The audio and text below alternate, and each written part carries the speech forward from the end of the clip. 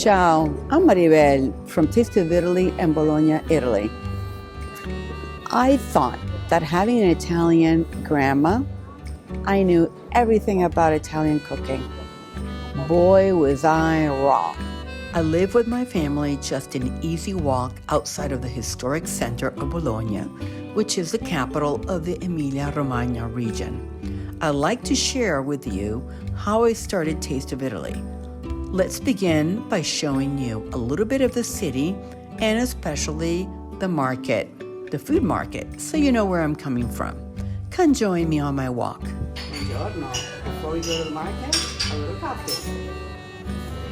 Bologna is considered the food capital of Italy. I have to say that we're very lucky to get fantastic ingredients here in Bologna. The deep color of the produce shows off its freshness as well as its ripeness. Italy is full of old-fashioned specialty shops. This particular shop has many local cheeses and salumi, but also some of the best of other Italian regions. I started Taste of Italy because I noticed a huge difference between what people thought Italians ate and what Italians in Italy actually eat. I rarely start food shopping with a list. I stop by each market stand to see what they have and then decide what to prepare.